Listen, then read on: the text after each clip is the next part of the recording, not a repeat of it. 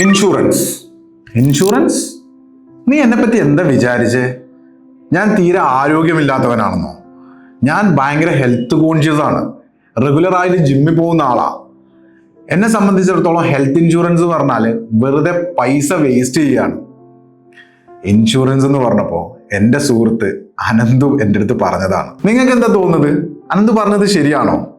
Welcome to personal finance series class 4.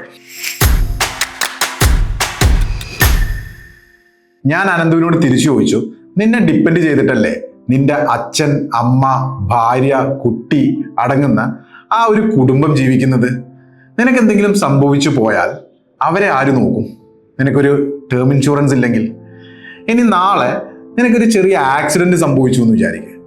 അത്യാവശ്യം നല്ലൊരു amount ഹോസ്പിറ്റലിൽ കൊടുക്കേണ്ടി വന്ന ഈ തുക ആരടയ്ക്കും നിനക്ക് ഹെൽത്ത് ഇൻഷുറൻസ് ഇല്ലെങ്കിൽ? ഇത് കേട്ട അനന്തു വളരെ പതിഞ്ഞ സ്വരത്തിൽ എൻ്റെ അടുത്ത് ചോദിച്ചു, മനുഷ്യനെ പേടിപ്പിക്കല്ലേ, ഹെൽത്ത് ഇൻഷുറൻസ് ആണോ ടേം ഇൻഷുറൻസ് ആണോ, ഏതാണ് ഞാൻ എടുക്കേണ്ടത്?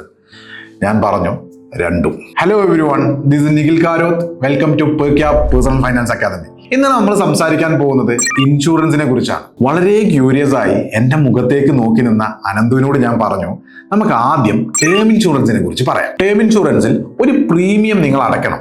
അപ്പൊ ഇൻഷുറൻസ് കമ്പനി നിങ്ങൾക്ക് ഒരു കവറേജ് തരും. ഡെത്ത്, ഡിസീസ്, ഇനി അതല്ലെങ്കിൽ ഏതെങ്കിലും തരത്തിലുള്ള ഡിസേബിലിറ്റി, ഇതിൽ ഏതെങ്കിലും നിങ്ങൾക്ക് സംഭവിച്ചാൽ ടേം ഇൻഷുറൻസ് നിങ്ങളുടെ കുടുംബത്തെ കാത്തോളൂ. നിങ്ങൾ 1 കോടി രൂപ കവറേജ് കിട്ടാൻ വേണ്ടി 65 വയസ്സ് വരെ എല്ലാ വർഷവും 15,000 രൂപ വെച്ച് പ്രീമിയം അടയ്ക്കുന്നുണ്ടെന്ന് വിചാരിക്കും.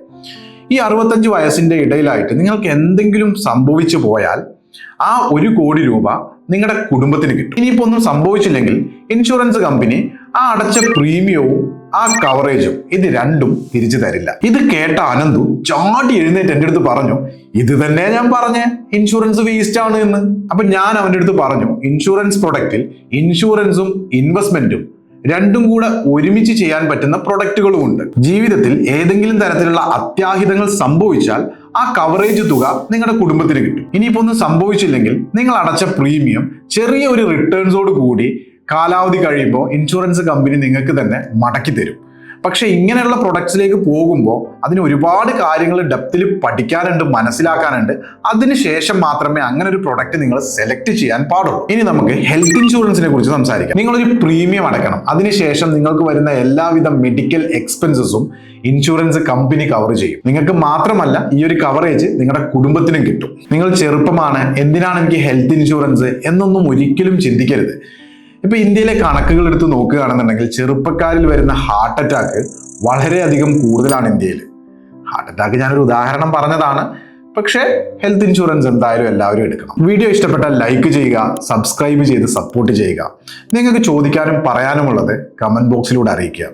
See you in the next video. Bye.